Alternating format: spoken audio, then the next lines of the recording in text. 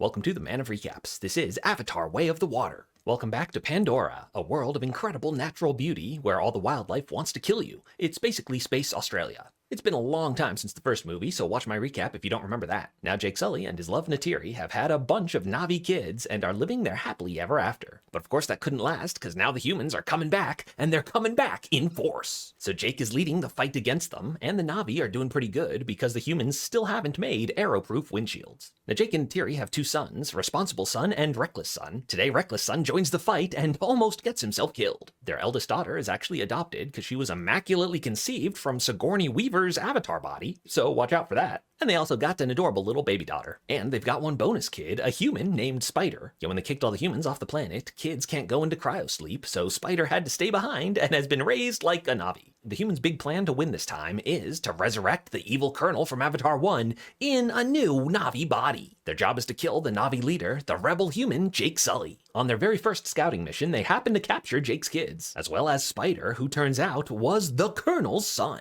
Jake and Neytiri bust in to rescue their kids. Unfortunately, Spider gets left behind. Now that they're coming for him specifically, Jake decides instead of continuing to fight the humans, it's better if he and his family leave, as if that will make the humans stop conquering the entire planet. So to hide from the humans, they go to stay with the aquatic Na'vi, the Metkaina, the reef people. So Jake and his family have to learn how to swim, but they are forest Na'vi and not very good at it. And this is 90% of the movie as they swim around discovering the magical, beautiful underwater world. Remember, Na'vi ride the wildlife by connecting with their brain penises. The kids learn to ride their mounts here, these adorable plesiosaur creatures. But Jake Sully's a badass. He's gonna start with the warrior mount, these cool flying fish barracudas. And though he's an excellent flyer, he's not very good in the water yet. Now the chief here's got a hot daughter who Reckless Son is instantly smitten with, but he's also got a couple sons of his own, and you know teenage boys, they just can't stop comparing tail sizes. Eventually they fight it out, so now it looks like they can be friends. They invite Reckless Son out hunting with them in the dangerous waters beyond the reef, but turns out they were pranking him. Oh, they totally ditch him here. But it's not just a harmless prank when he's almost eaten by shark monster. But luckily he's saved by an even bigger fish. Yes, it's an alien whale. These whales are the Tulkun, who are super smart sentient creatures and can totally understand the Na'vi. This whale is an outcast too, so he and Reckless Son quickly become best friends. And they swim around having fun for basically just a full hour. Meanwhile, their daughter Kiri is super in tune with the natural spirit of this world, Awa. When she connects to their sacred tree, she has a vision talking to her mom,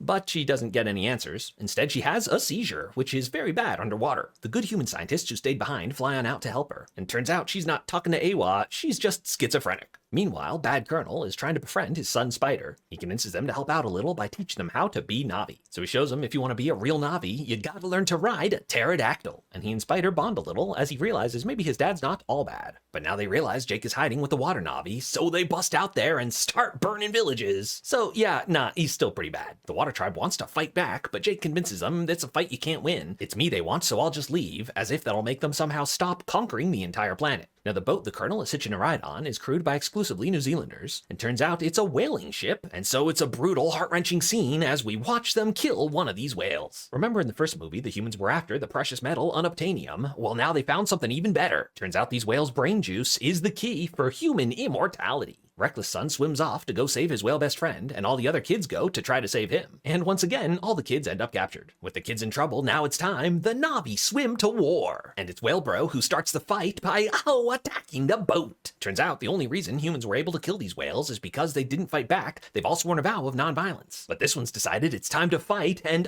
these things are beasts. So it's a big old sea battle. And we finally get to see these flying barracuda in action, and yeah, they're awesome. So at first the Na'vi are doing really good because the humans still haven't made arrow-proof windshields. But now they got their own Na'vi warrior, Bad Colonel, flying around on the pterodactyl. He and Jake have a 1v1, but Jake Sully wins because Colonel's a movie behind. He hasn't learned the way of the water. They managed to rescue some of the kids, but now the other kids get captured, so the kids go back to rescue them, and now they get captured. And this goes back and forth for about another hour. Eventually the boys rescue Spider, but Responsible Son stays behind to cover him, and he gets shot. Yes, Reckless Son survives, but Responsible Son dies. Mama Neytiri Neytiri is real mad. She attacks the human boat, going into beast mode, killing all humans in sight. But in the end, it's a standoff as Bad Colonel has Kiri. So Neytiri grabs Spider, like, you kill her, I'll kill him, and she ain't bluffing. Colonel's like, do it, I don't care. But when push comes to shove, he does make the trade to save his son. So Jake and his family are ready to run, but Colonel's like, yo, there's nowhere to run, we're here to conquer the entire planet. And Jake finally realizes, oh, good point. And so it's time for the final fight. But now the boat is fully sinking, so they end up in the water where Jake has the advantage. But now Jake is trapped down there with no way out, so it's up to Kiri to save them. Yeah, she's not just schizophrenic, she does actually connect to Awa. So now she goes full water fairy, connects to the spirits of the glowing shrimp to lead him a trail to follow out. So the Sully family is all saved, and they say their motto, Sullys stick together. Spider is part of their family too, but while he was searching for Jake, he did find his Bad Colonel dad and decided to rescue him. He still thinks he's the bad guy, but he just owed him one. So Jake Sully's decided, no more running, it's time we gotta fight the humans, and the water tribe's gonna join him. Find out what happens next in Avatar: Fire and Ash.